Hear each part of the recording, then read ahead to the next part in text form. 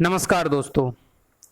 यदि आप किसी भी गवर्नमेंट एग्ज़ाम की तैयारी कर रहे हैं तो यह वीडियो आपके लिए है। आपको अवश्य देखना चाहिए। इस वीडियो में हम आर्थिक स्वतंत्रता सूचकांक 2021 के बारे में बात करेंगे। कौन जारी करता है, भारत की रैंक क्या है, प्रश्नों के फॉर्मेट में। तो चलिए शुरुआत करते हैं।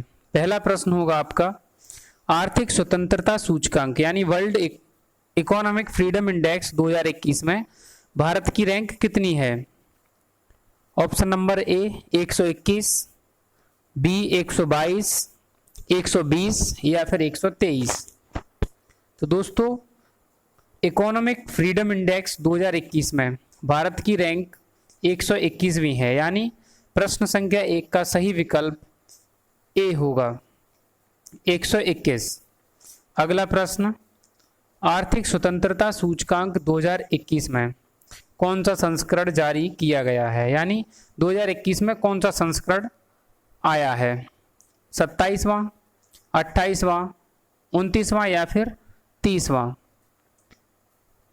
तो आर्थिक स्वतंत्रता सूचकांक 2021 में 27वां संस्करण जारी किया गया है, यानी ऑप्शन नंबर ए बिल्कुल सही उत्तर होगा। अगला प्रश्न है, आर्थिक स्वतंत्रता सूचकांक 2021 में जुलाई 2019 से जून 2020 की अवधि के लिए कितने देशों को शामिल किया गया?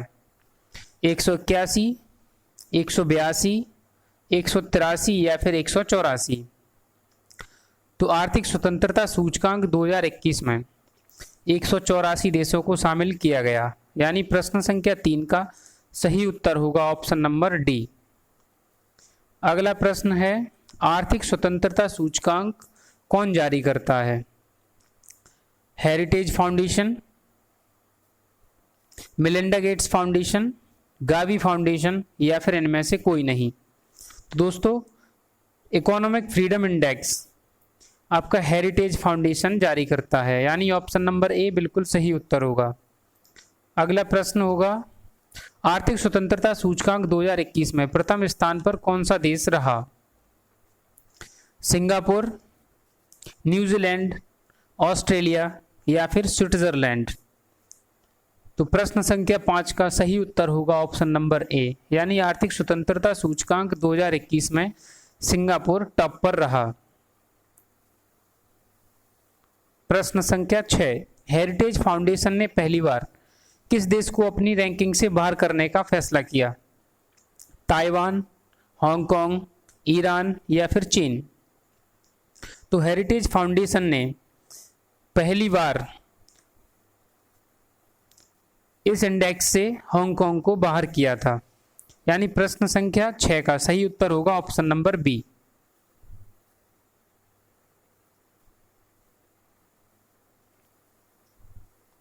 अगला प्रश्न होगा, आर्थिक स्वतंत्रता सूचकांक 2021 में अंतिम पायदान पर कौन सा देश रहा? उत्तर कोरिया, दक्षिण कोरिया, सूडान या फिर यमन? तो आर्थिक स्वतंत्रता सूचकांक 2021 में उत्तर कोरिया आपके बिल्कुल अंतिम पायदान पर रहा था, यानी उत्तर कोरिया को 184वीं रैंक दी गई थी। आर्थिक स्वतंत्रता सूचकांक में कितनी श्रेणियों को शामिल किया जाता है? 4, 5, 6 या फिर 12 श्रेणियां? तो आर्थिक स्वतंत्रता सूचकांक में 4 श्रेणियों को शामिल किया जाता है। पहली श्रेणी है कानून का नियम, दूसरी सरकारी आकार यानी सरकार का आकार कितना है, तीसरा विनियामक दक्षता और चौथा ओपन मार्केट्स। ये 4 श्रेणियों को आर्थिक स्वतंत्रता सूचकांक में शामिल किया जाता है। अगला प्रश्न होगा, आर्थिक स्वतंत्रता सूचकांक 2020 में भारत की रैंक क्या थी? 120, 122, 119 या फिर 118? तो आर्थिक स्वतंत्रता सूचकांक 2020 में भारत की रैंक थी 120 और 2021 में 121, यानी अगला प्रश्न, फ्रेजर इंस्टीट्यूट के अनुसार 2020 में भारत की रैंक क्या थी? यहाँ बात हो रही है फ्रेजर इंस्टीट्यूट की। तो फ्रेजर इंस्टीट्यूट के अनुसार 2020 में भारत की रैंक 105वीं थी, यानी ऑप्शन नंबर डी बिल्कुल सही है। अब आर्थिक स्वतंत्रता सूचकांक हेरिटेज फाउंडेशन जारी करता है, तो उसके बारे में जानते हैं। हेरिटेज फाउंडेशन की स्थापना हुई थी 16 फरवरी 1973 को। मुख्यालय है इसका वॉशिंगटन डीसी। अध्यक्ष थॉमस ए सैंडर्स, यानी हेरिटेज फाउंडेशन के जो वर्तमान अध्यक्ष हैं वो हैं थॉमस ए सैंडर्स। अब जब बात सूचकांक की होती है तो अन्य महत्वपूर्ण सूचकांक भी देखें जिनमें भारत की रैंक, पहला होगा आपका बजट पारदर्शिता सूचकांक 53।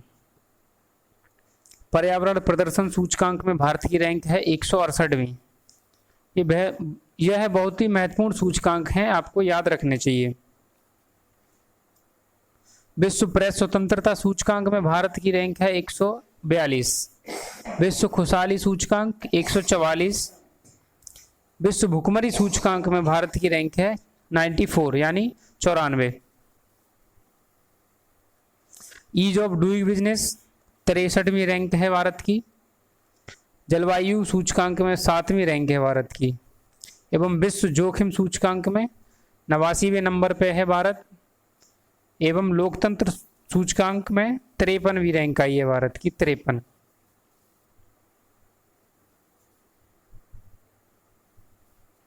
दोस्तों आशा करते हैं आपको वीडियो अच्छा लगेगा। यदि वीडियो पसंद आता है तो लाइक, शेयर, सब्सक्राइब करना ना भूलें। धन्यवाद।